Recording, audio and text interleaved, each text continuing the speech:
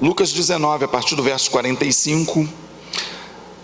Depois, entrando no templo, expulsou os que ali vendiam, dizendo-lhes: está escrito, a minha casa será casa de oração, mas vós a transformastes em covil de salteadores.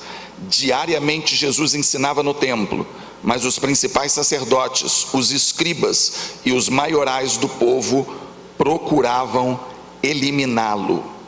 Eu vou ler outra vez o texto. Depois, entrando no templo, expulsou os que ali vendiam, dizendo-lhes: está escrito, a minha casa será chamada casa de oração, mas vós a transformastes em covil de salteadores. Diariamente Jesus ensinava no templo, mas os principais sacerdotes, os escribas e os maiorais do povo procuravam eliminá-lo. Você pode sentar.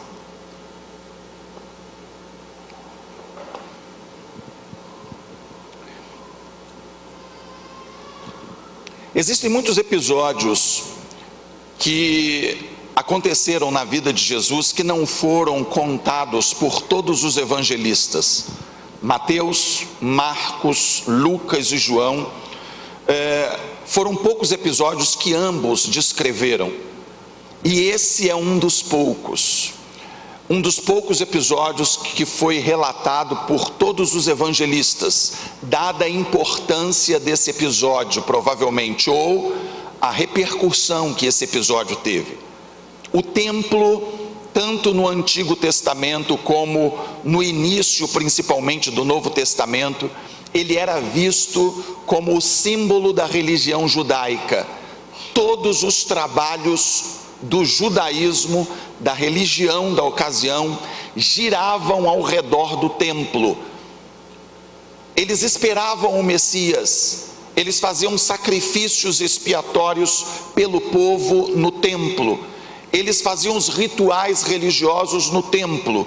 O templo era um lugar de respeito, o templo era um lugar onde todos os ritos religiosos eram cumpridos, o templo era o lugar onde eles se encontravam para dedicarem os seus dias ao Senhor. O templo era o lugar onde eles consagravam as crianças. O templo era o lugar, enfim, onde a lei era lida e era ensinada para o povo. O templo era o lugar onde todas as festas do judaísmo eram celebradas, ou pelo menos a partir do templo se celebravam as festas.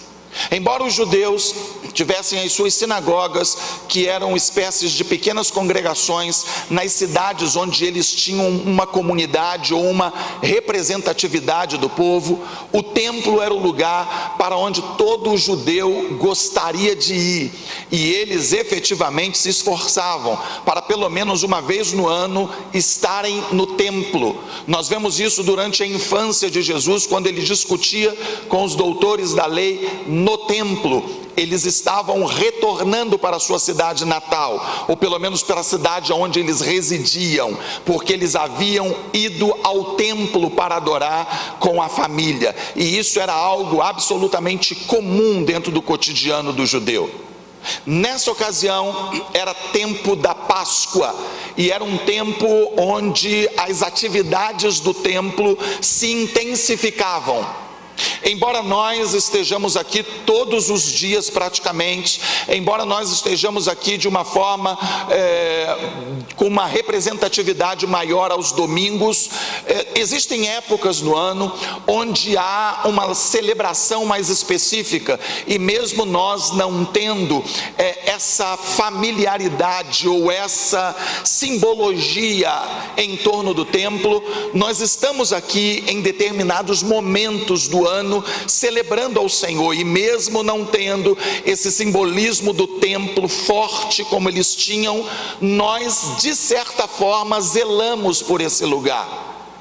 A gente pelo menos tenta zelar. não temos hoje, eu repito, o mesmo tipo de simbolismo ao redor do templo, porque nós entendemos que hoje nós somos o templo de Deus, entendemos que hoje nós somos a habitação de Deus, porque Deus não habita em templos, diz a Bíblia, feitos por mãos humanas.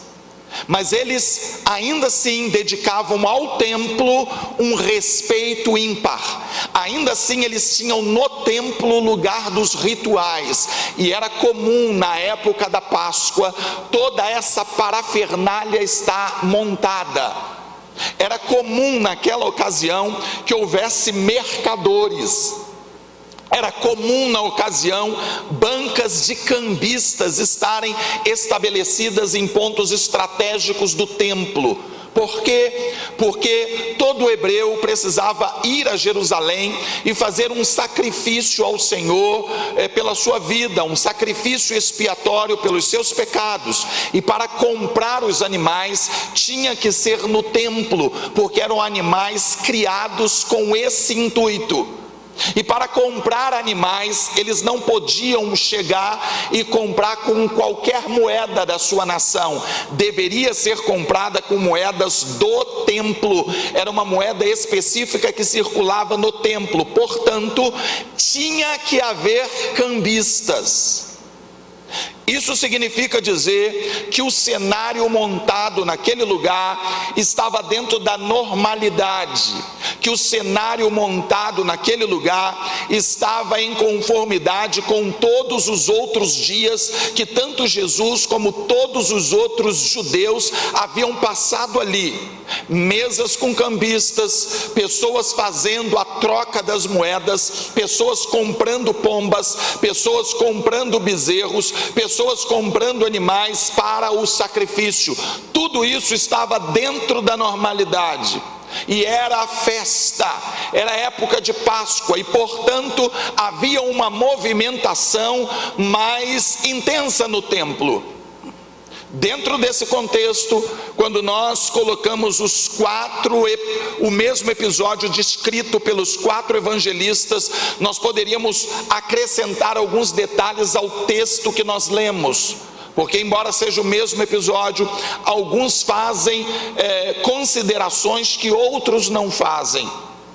Por exemplo, esse texto não diz como Jesus botou os cambistas para correrem.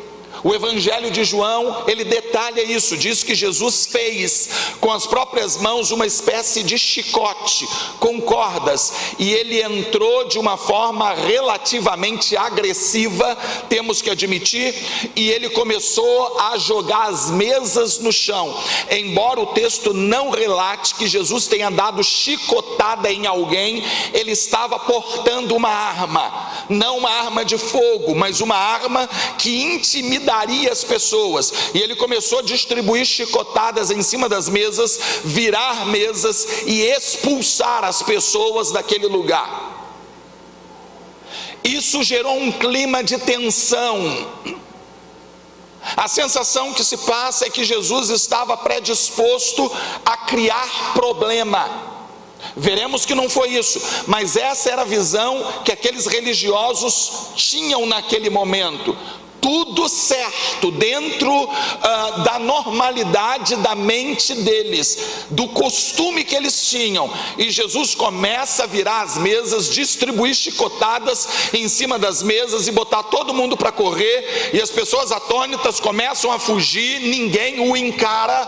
Todos nós sabemos que Jesus era um trabalhador braçal antes de assumir o seu ministério. A Bíblia diz que o seu pai era carpinteiro, isso significa dizer que ele provavelmente trabalhou junto com seu pai, e carpinteiro no contexto bíblico, ele não mexia com madeiras dentro do conforme ao nosso contexto, ele era um construtor. Ele mexia não apenas com madeira, mas com pedras.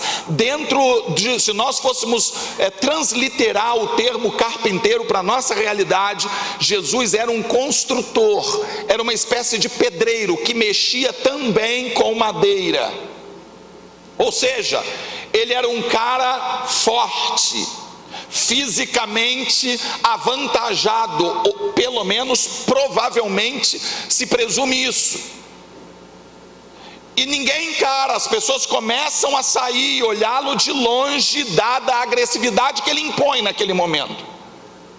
E quando ele tem a atenção de todos, ele profere as seguintes palavras: a minha casa será chamada casa de oração para todos os povos. Esse para todos os povos é acrescentado por Mateus e Marcos, Lucas não diz.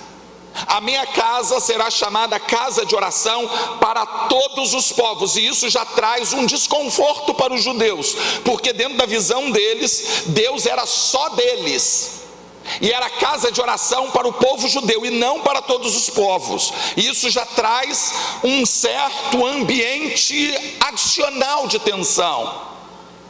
E depois de dizer isso, ele diz: porém vocês estão transformando ela em um covil de salteadores. E fazendo isso, ele saiu como se nada tivesse acontecendo. E o texto seguinte, verso seguinte, diz que ele estava no templo ministrando. Estava no templo nos serviços normais, enquanto escribas, fariseus e parte do povo estava o vigiando, procurando uma situação para eliminá-lo. E aqui termina a nossa explanação do texto. Observando esse texto dentro do seu contexto, eu gostaria de trazer alguns ensinamentos para as nossas vidas hoje. Em primeiro lugar, nós observamos nesse texto que Jesus não saiu do templo, mas brigou pela restauração do templo. Ouça isso: Jesus não saiu do templo, ele não entrou no templo e ele fez a leitura do que havia ali: pessoas vendendo, pessoas comprando, pessoas ganhando dinheiro em cima da religião, pessoas negociando com a fé do povo, pessoas levando vantagens em cima da fragilidade das pessoas, porque as pessoas, quando vão em um templo, elas estão vulneráveis. As pessoas, quando entram num templo procurando a Deus, via de regra, é porque elas já acessaram todas as alternativas possíveis. Via de regra, ela está tentando a sua última cartada, ela já tentou pelas forças próprias, ela já tentou as suas outras alternativas, mas agora só lhe resta Deus. E ela corre para o templo, e dentro do templo elas estão vulneráveis. E Jesus observava isso, as pessoas aproveitando-se da vulnerabilidade do povo para explorarem a fé. Ele observa os líderes religiosos envolvidos até o pescoço nesse tipo de comportamento. Ele observa discípulos dos líderes religiosos operando aquele tipo de situação, operacionalizando o câmbio e o comércio, como se fosse a coisa mais natural do mundo, porque era, como eu disse. Todavia, ele não se escandaliza e diz para os seus discípulos: esse templo está contaminado, nós não vamos mais voltar aqui, nós vamos fazer a nossa igreja, nós vamos nos reunir apenas nas casas, não vale a pena estar aqui, porque aqui só tem ladrão, porque aqui só tem pessoas de má índole, aqui existem pessoas que estão profanando a religião. Tudo isso era verdade, entretanto, ele em momento algum deixou de ir ao templo, mas lutou para que as coisas se tornassem diferentes. Ele não apenas orou a Deus, ele agiu da forma mais veemente e, do ponto de vista de alguns, de uma forma até meio agressiva, para trazer as coisas de Deus para o seu devido lugar. Existem hoje segmentos de cristãos que enfatizam enfatizam a ideia de que o templo ou a religião ou a igreja local não é mais importante, considerando a sua contaminação. Eu li um texto recentemente e hoje eu procurei e encontrei acerca da ideia de igreja, acerca da ideia de vir à igreja. Um frequentador de igreja escreveu para o editor de um jornal e reclamou que não faz sentido ir à igreja aos domingos. E ele disse: eu tenho ido à igreja por 30 anos. E ele escreveu que durante esses 30 anos ele ouviu em torno de 3.000 sermões. Mas ele jurava pela sua vida que naquele momento de dor, que naquele momento de tribulação que ele estava passando, ele não conseguia lembrar de um sermão dos 3.000 que ele havia escutado. E ele concluiu: portanto, não vale a pena ir à igreja. Se uma pessoa foi à igreja durante 30 anos e ouviu em torno de 3.000 sermões, e no momento de dor ele não consegue lembrar de nenhum dos sermões que ele ouviu que pudesse amenizar a sua dor, a sua aflição, então ele concluiu: não adianta ir à igreja.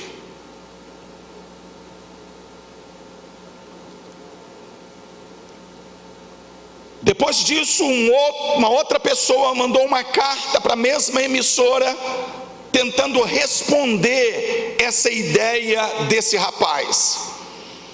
E ele disse o seguinte: eu sou casado há 30 anos, e durante esse tempo a minha esposa fez umas 32.000 refeições, mas eu juro, por minha vida, eu não consigo lembrar o cardápio de nenhuma delas. Mas de uma coisa eu sei: todas elas me nutriram e me deram forças, as forças que eu precisava para fazer o meu trabalho e viver todos esses anos. Se a minha esposa não tivesse me dado essas refeições, eu estaria hoje fisicamente morto. Da mesma forma, se eu não tivesse ido à igreja para alimentar a minha fome espiritual, eu estaria hoje morto espiritualmente. Algumas vezes nós pensamos, somos tentados a pensar que estarmos aqui não adianta muito, mas nós temos recebido alimentos espirituais que nos fortalecem, que nos direcionam, que nos dão o discernimento para enfrentar todo tipo de revés da vida. Nós temos recebido o alimento que nos basta para pelo menos aquele tempo que estamos vivendo. Foi essa a ideia daquela pessoa, desse homem que escreveu. Muitas coisas, queridos, têm acontecido de errado dentro das instituições religiosas, e se você acredita nisso, eu te garanto que eu tenho certeza. Se você pensa assim, esteja certo que nós líderes também pensamos, porque é exatamente assim que acontece. Mas Jesus não saiu comentando acerca dos problemas que tinha visto no templo.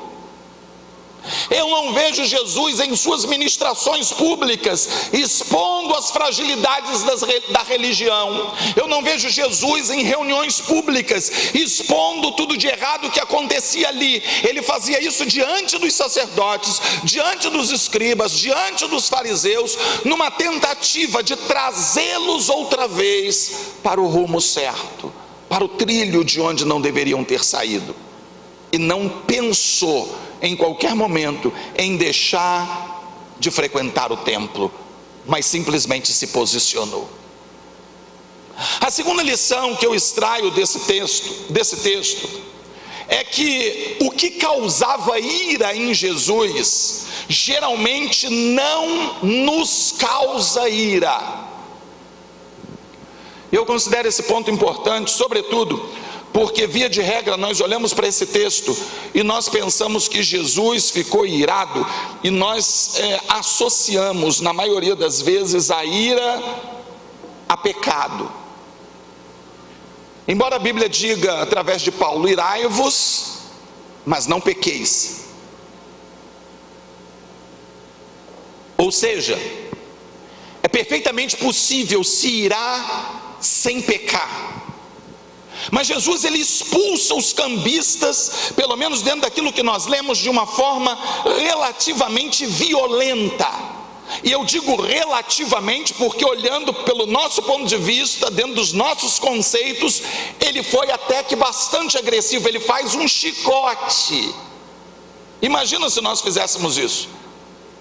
Uma ocasião nós ainda congregávamos ali na Alberto Braun, antes de comprarmos esse imóvel, e eu estava ali num dia à tarde, e entraram 2 bêbados no templo, e começaram a fazer bagunça.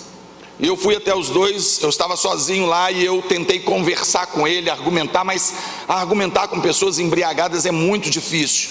E eu falei para eles: aqui não é lugar de bagunça, eu gostaria, então, se vocês não querem sentar, conversar, eu gostaria que vocês se retirassem. E os 2 começaram a xingar palavrões e fazer bagunça. Eu peguei um em cada braço, estavam bêbados, então eu sozinho dei conta. E arrastei os 2, joguei lá do lado de fora e tranquei a porta. Um deles levantou e falou assim: Jesus pregava amor. Estava esperto, ali ele aprendeu a argumentar. Aí eu disse para ele: verdade, mas vocês já leram o que ele fez com quem entrou fazendo bagunça no templo? Aí o outro falou assim: é melhor a gente ir. Deve ter pensado assim: antes que ele pegue no chicote. Eles tinham algum conhecimento das coisas, mas se retiraram. Queridos, voltando a esse texto, ele se irou? É a pergunta que nós fazemos. Provavelmente sim. Eu não consigo imaginar Jesus entrando no templo dentro dessas circunstâncias, com um chicote na mão e com todo amor e carinho virando as mesas, com um sorriso nos lábios, dizendo: queridos, se retirem daqui, a minha casa será chamada casa de oração para todos os povos. Vocês têm transformado num covil de salteadores. Não, ele falou de uma forma dura, veemente. Ele respondeu àquela ação daquelas pessoas da forma mais apropriada possível. Ele falou na linguagem deles, e ele jogou tudo no chão, e ele foi duro mesmo. Ele se irou, mas não perdeu o seu controle. Ele sabia exatamente o que estava fazendo, proferiu as palavras adequadas, falou de uma forma pensada. Ele fez tudo de uma forma absolutamente pensada. Por que nós, quando olhamos para esse texto, começamos a ter determinadas dificuldades de entendermos o que aconteceu ali? Por que nós olhamos para Jesus e, sabendo que ele era santo e que nunca pecou, nós temos dificuldades de ver ou associar a ira com o não pecado? Porque nós dificilmente nos iramos pelos mesmos motivos que ele. As nossas iras são por motivos distintos, e é por isso que nós temos essa dificuldade. Se nós observarmos o que nos faz sorrir, se observarmos o que nos faz chorar, o que nos alegra, o que nos entristece, o que faz com que a nossa vida esteja bem ou mal dentro de um determinado dia, num determinado momento, e quando nós olhamos para Deus, para as respostas que Ele daria para esses episódios, nós começamos a questionar, porque muitas vezes aquilo que nos faz rir não é a mesma coisa que faria Deus sorrir. Aquilo que nos faz chorar não é, via de regra, a mesma coisa que faria Deus chorar. Aquilo que nos alegra ou que nos entristece, na maioria das vezes, não é a mesma coisa que alegraria ou entristeceria Deus. E é por isso que nós temos dificuldade. Quando nós nos iramos pelos motivos corretos, nós podemos nos irar. O problema é que isso não acontece. Nós temos dificuldade de associar a ira à santidade, porque eu vejo aqui uma ira santa, uma ira de zelo. Um dos textos dos evangelhos diz que os discípulos então se lembraram de um texto do Antigo Testamento que dizia: o zelo da tua casa me consumirá. Jesus foi consumido naquele momento pelo zelo, pelo cuidado, pelo amor à casa de Deus.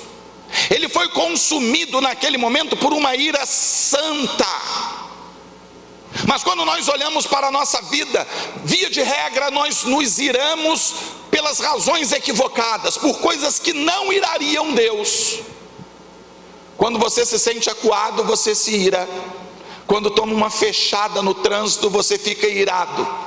Quando um carro te passa na frente sem dar a seta, você fica irado. Quando o seu marido deixa o chinelo fora do lugar, você fica irada. Quando a comida não está pronta no horário que você disse que deveria estar, quando chega com pressa para voltar para o trabalho, você geralmente fica irado. Quando o seu filho deixa algo fora do lugar, você fica irado. Quando o seu pai fala de uma forma pouco viável com você na frente dos seus amigos, você fica irado. Você fica irado quando você se sente rejeitado. Você fica irado, na maioria das vezes, quando o teu ego é tocado. Você fica irado quando o seu orgulho está em xeque. Você fica irado quando você, e é sempre isso, quando o meu eu é atingido, eu me iro. Mas o eu de Jesus não estava no foco dessas movimentações. Ele não se irou porque o seu orgulho foi mexido, porque ele não tinha orgulho. Quando lhe deram um tapa na cara, ele virou outra face, perguntando ao soldado: eu tenho feito muitas coisas boas por você, por qual delas você me fere? Ele não partiu para revidar. Quando ele foi crucificado, ele não pediu aos anjos que viessem ao seu socorro, embora tenha dito para os discípulos que se ele quisesse, ele faria isso. Mas ele disse: Pai, perdoa-os porque eles não sabem o que fazem. Quando ele viu as mulheres só chorando no caminho da Via Crucis, quando ele cai com o peso da estaca que estava sobre os seus ombros, ele olha para aquelas mulheres e diz: mulheres, não chorem por mim, chorem por vocês, pelos filhos de vocês, porque virão dias muito difíceis. A agressão contra ele não o irava. A ira dele não tinha qualquer associação com o seu orgulho, qualquer associação com pecado. Eu estava assistindo um vídeo hoje na internet, e na internet tem muitas coisas boas, e tem muitas coisas que nós temos que ter cuidado também. E comentando acerca de um determinado texto, um pastor, ele disse que num determinado momento, Jesus, ele pede desculpas a Deus. Aí o outro: é mesmo, eu nunca tinha reparado isso. Jesus pede perdão. Eu falei: meu Deus, um pastor está na internet sugerindo que Jesus se desculpou, pediu perdão. Só pede perdão quem errou, só pede perdão quem pecou. Jesus, ele nunca pecou, ele não poderia pedir perdão, ele não tinha por que se perdoar, se retratar com qualquer pessoa, incluindo com o Pai. A dívida dele com o Pai, o pecado que fez com que o seu pai se ausentasse na cruz, arrancando dele um clamor que dizia: Deus meu, por que me desamparastes? Porque o pecado da humanidade estava sobre ele. Isso aconteceu não pelos pecados dele, porque ele não os tinha, mas pelos meus, pelos seus, porque ele tomou sobre si o pecado de todos nós. Ele agiu na proporção correta do que estava acontecendo em defesa da causa do Pai. Qual é o nível de ira que você sente no seu coração quando a questão é a causa do Pai? Quando a situação se refere à igreja de Cristo, ou a sua ira, a minha ira, ela só acontece quando sou eu que estou vulnerável. A terceira aplicação ou lição que eu gostaria de extrair desse texto é que o templo é um belo lugar para se esconder. E foi Jesus que falou sobre isso. No meu livro Entre as Árvores do Jardim, há um episódio em que eu trabalho a ideia de Deus procurando o ser humano depois do pecado. A palavra de Deus diz lá em Gênesis capítulo 3, que depois de pecar, Adão e Eva, quando ouvem a voz de Deus, que vinha ao encontro deles toda a viração de dia, eles se esconderam entre as árvores do jardim. E isso me chamou muito a atenção, porque o jardim, ou entre as árvores do jardim, era um lugar de encontro diário com Deus. Deus ia toda virada de dia no jardim para se encontrar com Adão e Eva, e eles se esconderam justamente no lugar de encontro. E eu pensei, isso não faz sentido. E depois, pensando, refletindo acerca daquele episódio, eu percebi que na ideia de Adão e Eva, eles tentaram pelo menos estar no lugar certo. Eles foram para o lugar de comunhão, eles foram representativamente para a igreja, para o templo, para o lugar onde eles se encontravam com Deus, porque na igreja é um lugar perfeito para se fugir das suas consciências. É o lugar perfeito para tentar escapar de todo tipo de julgamento da sociedade. A igreja é um lugar legal para se posar de santo. A igreja é um lugar conveniente para tentarmos camuflar todos os nossos erros. Quando nós lemos esse texto, provavelmente isso nos passa desapercebido, mas a denúncia que Jesus fez aqui é bombástica, e isso doeu no coração daqueles líderes religiosos. Ele disse: vocês transformaram a minha casa em covil de salteadores. Eu não sei se você já fez essa leitura da forma como deveria, mas pensa por um momento. O que é covil de salteadores? Esconderijo de ladrões. Eu não achei essa tradução em nenhuma versão que eu tinha, pelo menos em casa hoje, enquanto lia esse texto, mas talvez haja versões mais modernas, com uma linguagem mais atualizada, que se refira a esconderijo de ladrões, porque covil de salteadores significa esconderijo de ladrões. Jesus disse: vocês estão transformando a minha casa, deveria ser chamada casa de oração para todos os povos. A minha casa é um lugar de orar, é um lugar de buscar a Deus, é um lugar de nós estreitarmos nosso convívio com Ele. Mas vocês religiosos, vocês cambistas, estão transformando a igreja, vocês estão transformando a minha casa em um esconderijo de ladrões. Pesado, né? Vocês religiosos transformaram a minha casa nisso.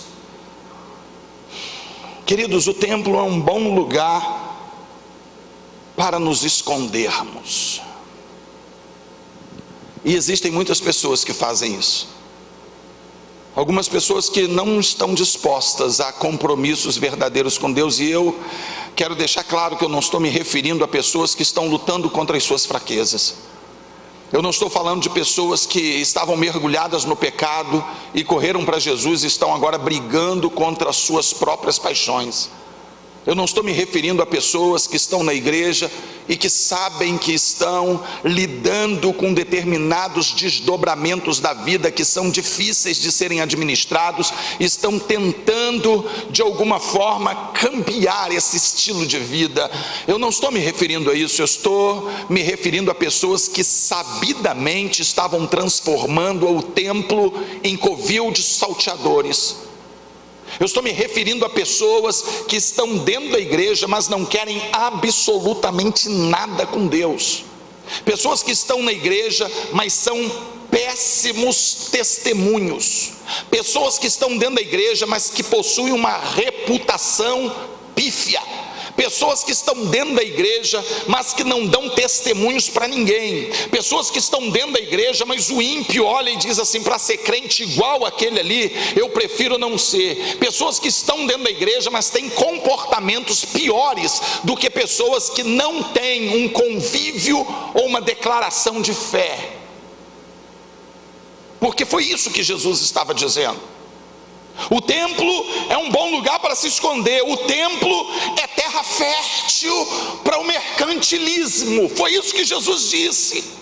Lugar de ladrões, lugar onde ladrões roubam escondidos, protegidos pela religião, protegidos por argumentos religiosos. Foi isso que Jesus disse.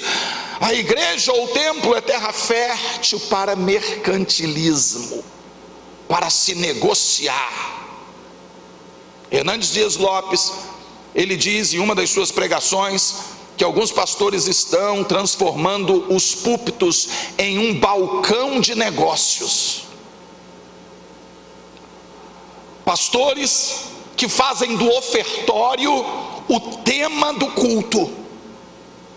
Pastores e líderes que fazem da igreja o seu ganha-pão, que fazem a sua vida às custas do evangelho. Gente que se aproveita da fragilidade do povo, pessoas que se aproveitam da necessidade iminente que as pessoas têm de acreditar em alguma coisa e que estão dispostas a pagar e pagar caro para alcançarem uma dádiva de Deus. E os mercantilistas do templo se aproveitam para vender as suas ovelhinhas e vender os seus pombinhos, cambiando tudo que podem. Foi isso que Jesus denunciou. A minha casa, que deveria ser chamada casa de oração, se transformou em um covil de salteadores, em um esconderijo de ladrões. Pastor, isso não é ético. Fala com Jesus, porque quem falou isso foi ele. Eu só estou repetindo o que ele falou. Ele disse isso, que a igreja estava se transformando em um esconderijo de ladrões, e os maiores responsáveis por isso era o povo, que estava disposto a pagar, porque não conhecia o caráter de Deus. Eles faziam as coisas certas da forma errada.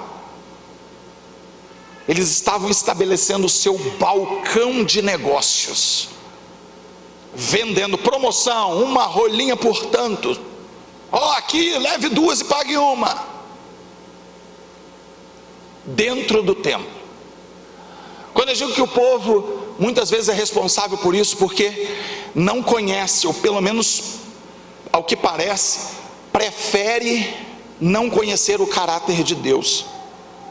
Nós atribuímos a Deus determinadas ações e atitudes que nós não teríamos. Nós não teríamos. Eu ilustro isso de uma forma muito simples. Eu, uma vez, conversando com um rapaz, eu disse isso para ele. Quando percebi que a intenção dele era estar na igreja apenas para receber as dádivas de Deus. Ele estava no evangelho não pelo Senhor Jesus, mas pelo curandeiro.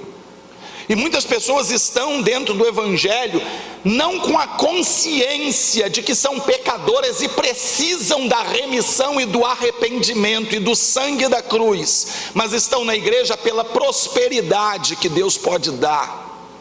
Estão na igreja para serem ajudadas naquele emprego que estão precisando, ou na aquisição da sua casa própria, porque olham para Deus apenas como Deus da bênção. E conversando com esse rapaz, eu perguntei a ele: você é casado? Sim. E eu disse para ele: imagine se há uma semana do casamento, alguém numa espécie de aconselhamento pré-nupcial perguntasse para sua noiva na ocasião: você ama fulano? E ela olhasse para o conselheiro espiritual com um sorriso sarcástico e dissesse: claro que não. E por que você vai casar com ele? E ela dissesse: eu vou casar com ele porque ele tem dinheiro, porque ele tem a vida resolvida, porque eu vou poder, casando com ele, ter o que eu nunca tive. Eu vou andar num bom carro, eu vou morar numa boa casa, eu eu vou comer em bons restaurantes, ele vai comprar boas roupas para mim, ele vai me levar no shopping e vai fazer boas compras. Eu, casando com ele, terei uma vida boa, mas eu não o amo. E eu olhei para ele e perguntei: você se casaria com ela ainda assim? Ele falou: é claro que não. E eu disse: por que você acha que Deus se casaria com você, você se comportando dessa forma? Você só está no Evangelho pelo que Deus pode te dar. Você só está no Evangelho para comprar a tua casa própria, para arrumar um emprego que você quer, para ter dinheiro no bolso e ir no shopping gastar. O sangue de Jesus não é uma espécie de cartão de crédito espiritualizado, mas a igreja tem vendido o Evangelho dessa forma. Conversando hoje na escola bíblica dominical, nós falamos acerca da dificuldade que hoje todos nós temos de abordar uma pessoa acerca do Evangelho. Nós temos essa dificuldade de falar do amor de Deus, do Evangelho, para uma pessoa que está bem no seu casamento, que tem uma vida social tranquila, financeiramente está estabilizada, filhos saudáveis, mora bem, está tudo tranquilo com a pessoa e ainda tem a sua religião, que ela leva com muita seriedade. Nós temos dificuldade de abordá-las. Por quê? Porque a nossa abordagem geralmente é: venha para o Evangelho que Jesus tem uma bênção para você. Vem para o Evangelho porque Jesus vai restaurar o seu casamento. Venha para o Evangelho que Jesus vai resolver o problema da sua empresa.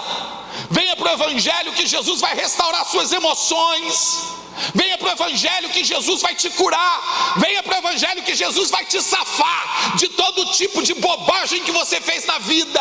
Venha para o Evangelho que Jesus está aqui para consertar as suas besteiras. Venha para o Evangelho porque Jesus é aquele que vai restaurar o seu casamento. Você acabou com ele e agora Jesus vai restaurar. E quando não restaura, ainda grita: fui para a igreja e me prometeram que Jesus ia restaurar meu casamento. Não restaurou nada, porque ele veio para a igreja, continuou tratando a esposa igual cachorra, como sempre fez, e queria que Jesus desse o jeitinho. Não, isso não é Evangelho, isso é mercantilismo da fé, isso é vender pombo, isso é cambiar dinheiro na porta do templo, isso é fazer do culto um mercantilismo e da igreja um lugar de comércio, um covil de salteadores.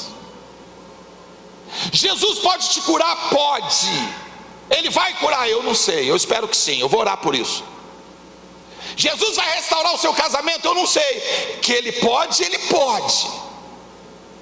Ele pode te curar, ele pode prosperar a sua vida, ele pode prosperar o seu casamento, mas na maioria das vezes isso acontece pela mudança dos princípios. Quando nós começamos a mudar a nossa forma de agir, quando começamos a agir pelos princípios de Deus, as bênçãos vêm como uma consequência natural de um posicionamento nosso. Jesus, ele não vai se prestar a uma espécie de pistolão para você conseguir os seus objetivos. Essa não é a razão do Evangelho. Jesus não veio para te ajudar a pagar suas contas. Eu sei que isso entra na contramão do que nós temos ouvido em alguns momentos, em algumas ocasiões acerca do Evangelho. Mas Jesus não veio para que nós fôssemos mais felizes, para que nós vivêssemos mais confortáveis. Tem nada de errado de você ter uma vida confortável, eu espero que tenha. Tem nada de errado de você estar feliz, eu espero que esteja. Mas Jesus não veio porque disse assim: o João está tão tristinho, eu vou morrer na cruz para ele ficar mais alegrinho. Não, ele veio porque ele disse: João é um pecador miserável e vai para o inferno, porque ele não tem nele recursos para chegar a Deus, porque ele está mergulhado e perdido nos seus pecados, não há nada que ele possa fazer que possa encontrar Deus. Então eu vou pagar os pecados dele, derramar o sangue por ele, para que eu possa servir de ponte para Deus. Jesus não veio para te prosperar, ele veio para apagar pagar os seus pecados. Jesus não veio para lhe dar abundância de felicidade na terra, mas para te dar a oportunidade e a possibilidade de uma vida eterna com Deus no céu. Essa é a proposta do Evangelho, e por isso temos tido algumas dificuldades de compreender coisas básicas que estão na palavra de Deus. Então quer dizer que eu estou aqui perdendo meu tempo? Deixa eu beber uma água. Se você está aqui em busca da felicidade, está. Se você está aqui olhando para o Evangelho, achando que Jesus é um mágico que vai mudar a sua vida de uma hora para outra, você está. Se você acha que vai continuar fazendo tudo errado e Jesus vai vir atrás consertando as suas lambanças, está.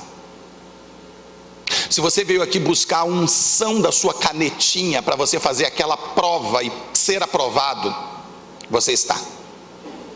Porque aqui, quando alguém quer passar numa prova, ele vai estudar. Ele não conta com a unção da caneta para passar numa prova, não, porque isso é macumbaria e nós não somos macumbeiros. Tenho todo respeito por macumbeiro. Eu respeito o macumbeiro. Eu não respeito é pastor que dá uma de macumbeiro. Isso eu não respeito, não. Porque eles estão fazendo aquilo que eles acreditam, não tem problema nenhum. Agora, você apresentar um saquinho de sal grosso ou vender uma vassoura por R$1.000 porque ela foi ungida, prometendo para você que você vai varrer a sua casa e toda maldição vai sair, eu quero te dizer em nome de Jesus, querido, você foi enganado. Você foi enganado. Quebra essa vassoura no nome de Jesus. E quer tirar a maldição da sua casa, entra no joelho, começa a orar, a ter uma vida correta com Deus, que você vai ver toda a maldição vazando da sua casa. Mas não confia em vassoura, não. Quem confia em vassoura é bruxa. Tem igreja que deve ser de bruxo, igreja de vassoura. Nunca vi um negócio desse, cara. Mas hoje tem sabonete que você toma um banho de sabonete ungido, que foi orado no monte, cara, pode ter sido orado onde for. Sabonete não vai tirar a maldição de você. Vamos nos ligar onde nós estamos com a cabeça, no que nós estamos transformando o Evangelho. Você acha que Jesus se prestou a descer do céu, encarnar, viver 30 anos nessa terra, morrer na cruz aos 33 anos, em torno disso, para você tomar um banho de sabonete e resolver os seus problemas? Seria melhor ele vir e abrir uma fábrica de sabonete e distribuir sabonete de graça, ao invés de se prestarem morrer na cruz. Onde nós estamos com a cabeça que acreditamos nesse tipo de fantasia? O apóstolo Paulo diz que nos últimos dias nós acreditaríamos em contos de velhas caducas, e esse dia chegou e está dentro da igreja hoje. Chegou esse dia. Jesus denunciou isso. Vocês estão transformando a minha casa em covil de salteadores. O que nós viemos fazer no templo? E eu quero encerrar com essa pergunta. Nós viemos negociar? Porque a visão do negociador é troca. A visão de muitas pessoas na hora de ofertório é troca. Invista no reino, porque Deus vai te prosperar. Invista no reino, porque você ama o reino e você quer ver o reino prosperando. A bênção será uma consequência. Se não for essa visão, você está trocando. Não faça do seu dízimo e da sua oferta uma maldição para a sua vida. Não dizime. E agora ficou maluco, fiquei. Não dizime aqui, vai dizimar em outro lugar. Não traga oferta para cá, vai levar sua oferta para outro lugar. Se a sua visão é dar oferta e dar dízimo e Deus te abençoar e prosperar a sua vida, você está tentando negociar com Deus, e não é essa a visão bíblica. A visão bíblica é de gratidão. A visão bíblica é de reconhecimento que você está investindo na obra de Deus, para que a obra de Deus alcance outros que não foram alcançados. Essa é a visão. Mas eu não aprendi assim, aprendeu errado. Aprendeu errado. É por isso que a visão de algumas pessoas aí fora é essa, uma visão de mercantilismo. Semana passada, a Júlia, minha filha, foi furtada num celular. E você sabe, hoje em dia um jovem universitário sem celular, ele está como se fosse indo para a faculdade sem a caneta. Precisa para pesquisas de internet, precisa para comunicação, precisa para tudo. Então, no dia seguinte, depois que vimos que não ia ter jeito, que sumiu mesmo, furtaram mesmo, eu fui até a operadora, vi que tinha lá uns bônus, uns descontos, peguei tudo que podia fazer, peguei o celular para ela e dividi em 12 vezes. Aí ela chegou na faculdade com o celular novo e disseram para ela lá, filha de pastor, perdeu ontem, hoje já está com um novo. Aí eu tenho que ouvir isso. Por que eu tenho que ouvir isso? Porque transformaram a igreja num covil de ladrões. E eu sou tido como ladrão por causa de um monte de pastor safado que faz do púlpito um lugar de negócio, que está explorando um povo que se deixa explorar. Jeremias, falando desse povo, disse: um povo que não tem vergonha na cara, porque nem sabe o que é isso. Está escrito. Jeremias denunciou isso. No tempo dele já tinha covil de salteadores, gente safada. Silêncio. Pastor, está brabo hoje? Estou não, estou tranquilo. É ira santa. Só estou batendo em cadeira aqui, fica tranquilo.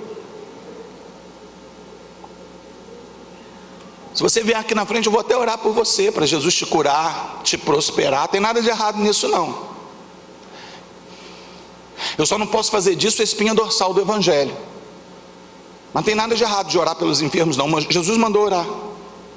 Jesus disse que Ele nos prosperaria. Ele disse que abriria a janela dos céus e derramaria bênção sem limite para aquele que fosse fiel nos dízimos e ofertas. Ele disse, está escrito. Mas esse não é o objetivo do evangelho, só isso. O objetivo do evangelho é nos levar para o céu. Eu vou repetir, te dar uma nova oportunidade. O objetivo do evangelho é te levar para o céu. Amém? O que nós viemos fazer aqui?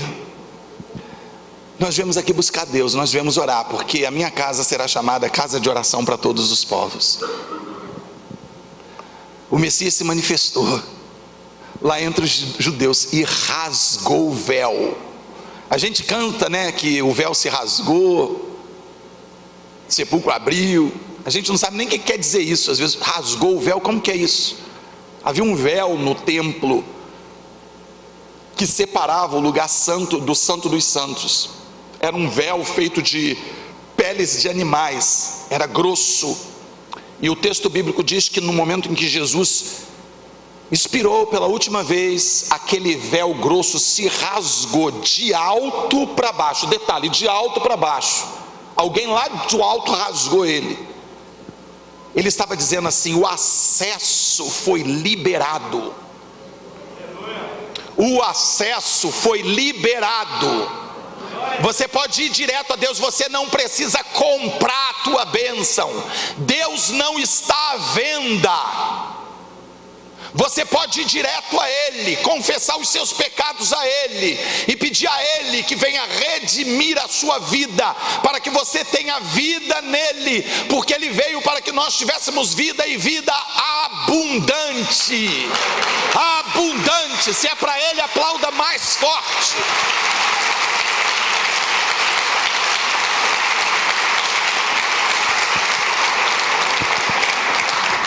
Acabou. Vamos ficar em pé antes que alguém pegue no chicote e parta para cima de mim. Vamos orar. Agora que fica difícil, né? Como é que eu chamo aqui na frente você que está precisando de uma cura, de Deus intervir na sua vida financeira, na sua vida emocional, na sua vida espiritual, no seu casamento? Querido, Jesus cura. Jesus faz tudo isso, porque Ele é bom. seu amor dura para sempre. Não é essa a questão é que esse não é o ponto central do Evangelho. Ele não veio para nos curar, ele veio para nos salvar, mas ele cura também, porque ele é bom. Amém? Então você que está precisando de uma intervenção de Deus, sai do seu lugar, vem aqui na frente.